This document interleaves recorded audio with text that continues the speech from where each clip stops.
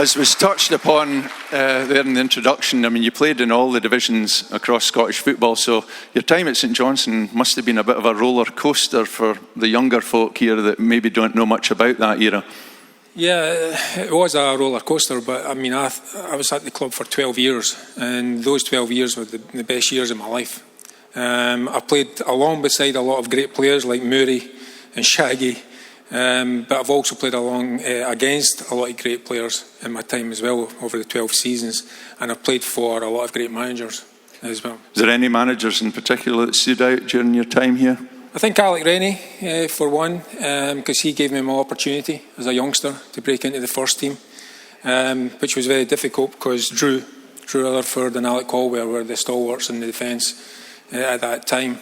And Alec Totten, again, he kind of graced me with the testimonial along with the board of directors in 1989. So I've got a lot of thanks to give to these guys as well.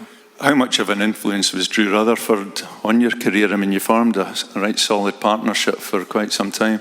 Drew was huge in my career. As Stephen was talking about Drew and his slide tackles, I kind of took that part of that into my game as well. I mean, he was very graceful in the slide tackles. He's one of the best defenders that could slide tackle and come up with the ball at his feet, then turn defence into attack.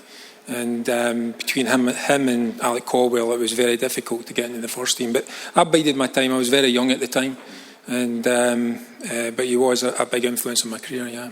Was there a particular game that stands out? I mean, looking through your CV, the semi-final against Rangers, when Souness had spent all the money in bringing up the England captain and the England goalkeeper, and St Johnstone part-timers held them to a 0-0 at Celtic Park. That'll stand out in a lot of people's memories here. Yeah, that's still in my memory as well. And I think when you've got a band of players or a group of players that are really want to fight for each other and play for each other, and at that time Alec had that installed into the team.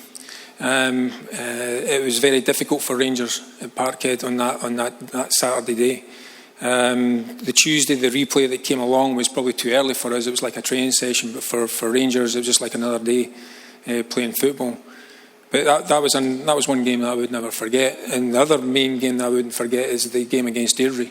And that kind of turned the season for St Johnstone, got us back into the Premier League the following season. So that was a big turning point for everybody's. Just to put in perspective as to how difficult or different the seasons were that you were here in 1980s anyway, 1986, East Stirling away, there was 110 people at the game.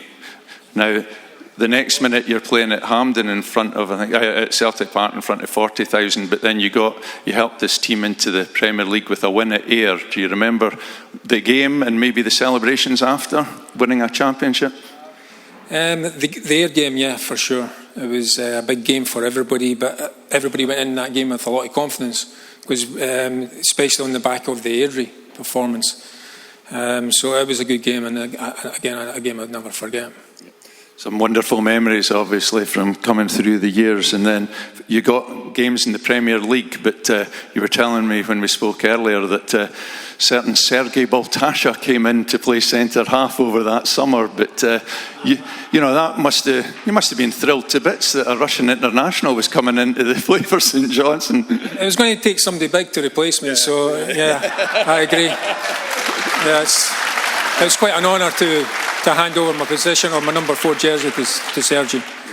And you left St Johnstone on a high because they were in the Premier League, so fine memories. I can remember Alec Taunton always saying to us, I think it was Alec or Betty Payton had said to us that you're, not just to myself but to a lot of the players, that you're a victim of your own success. We brought success to the team and to the club, and I was a victim with that success. At the end of the day, I wasn't going to go full time. It wasn't my time. I was, getting on in age. But you were 29-year-old. You weren't exactly ancient, were you? No. But was the timing just not right, you felt, to go full time? Yeah, I thought the timing wasn't right, but I was glad where the club was, and I wouldn't change a thing. I wouldn't change a minute for it. Lovely. Dougie Barron, ladies and gentlemen.